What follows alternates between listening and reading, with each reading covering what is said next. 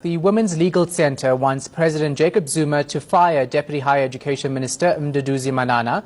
The organisation says it will launch an urgent court application if Zuma fails to do so. Manana has recently been under intense public scrutiny for assaulting a woman at a Johannesburg restaurant last week. Bronwyn Pithey from the Women's Legal Centre joins us now via Skype. Bronwyn, thanks for your time. We do appreciate it. You've asked that the President dismiss the Deputy Minister. How long until this doesn't happen will you then go to court? What are you waiting for? What's the process there?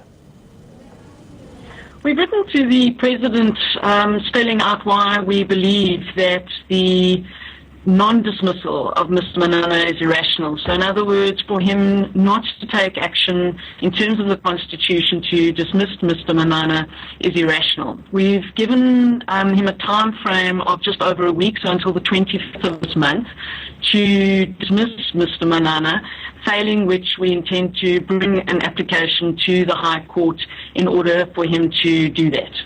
So on what grounds are you going to go to court to force the President to fire the Deputy Minister? Well, in terms of the Constitution, the President has the power to appoint and dismiss deputy ministers. Obviously, he has the power to do that with ministers as well. But as it pertains particularly to Mr. Manana, Section 93 of the Constitution gives the President that authority.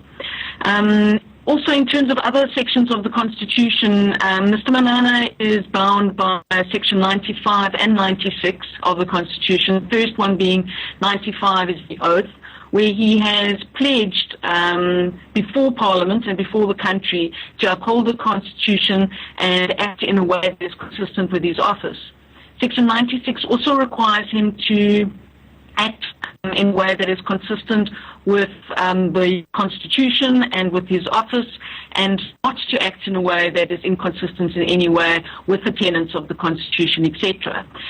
There is also a piece of legislation and the Executive Code of Ethics which spells out ways in which a Deputy Minister is expected to conduct him or herself.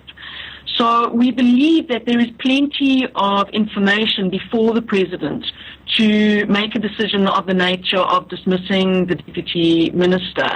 And to fail to do that would be inconsistent with the Constitution and therefore irrational. You know, in other circumstances where there may be an allegation of a criminal offence against someone like a Deputy Minister, one could potentially argue that one would have to wait a criminal process to finish. But in these circumstances, we believe it's very different. Mr. Manana has publicly admitted to committing the assault. It's a serious assault. He's been charged with assaults with the intent to do grievous bodily harm, 2 counts of that.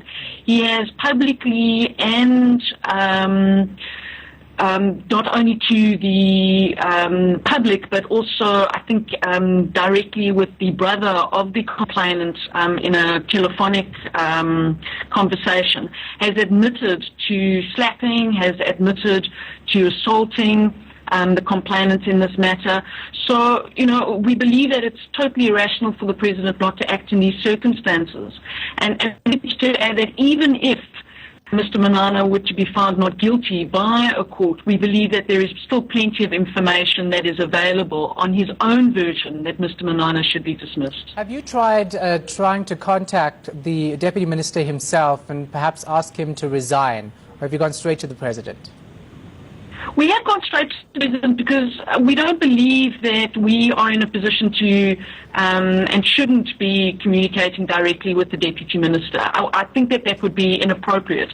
It is not our position to ask a Deputy Minister directly to resign. I think that there have been calls from the public in general for him to do the right thing, to resign.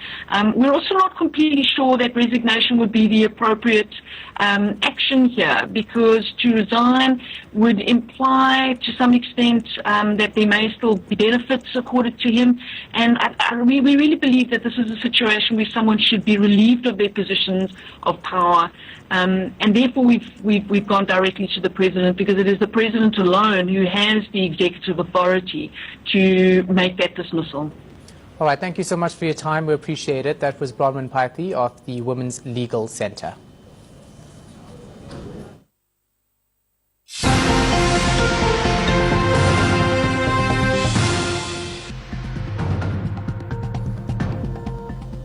It's just about 11:45. These are our top stories. A cold front sweeps across South Africa with snow falling in some provinces. President Robert Mugabe arrives in the country 2 days ahead of schedule amid an assault case involving his wife. And the ANC dismisses the SACP's continued calls for President Jacob Zuma to resign. Gang wars in Worcester have prompted a family to flee their home in Avian Park. Some 20 people have been killed in gang-related shootings in the past few months. Several houses have also been torched and broken into. The police ministry says it's time to beef up